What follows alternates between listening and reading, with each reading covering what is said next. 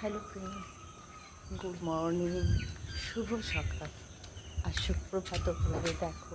এখন আকাশ এই সবে সূর্য উঠছে, দেখো ও সেই কোণে দেখো একটু আলোর যে ঝিলিক দেখা যাচ্ছে, কিন্তু সূর্য মামা কোনো দেখা দেয়নি, হালকা আলোর আভাটা উঠছে।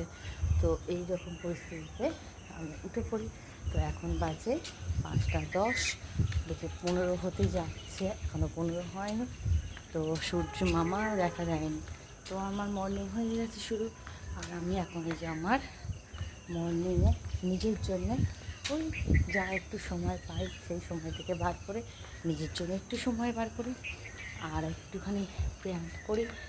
তো এই আর কি, যেদিন সময় পাই করি, যেদিন না পাই না করি। হয়তো ছেলের এক্সাম আছে, তাড়াতাড়ি ওই জন্য একটু নেমে যেতে হয়, তো তার মধ্যে নিজেকে একটু সময় দিই। তো তোমরা কি কেউ সময় দাও?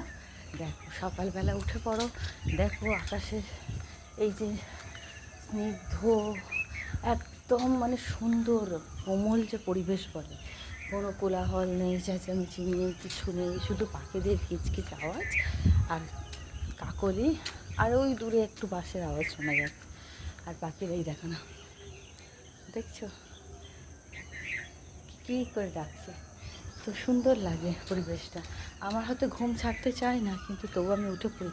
আর সত্যি উঠে পড়ে কিছুক্ষণ কাটার পরে দেখি সত্যিকারে না যদি উঠতাম খুব মিস করতাম।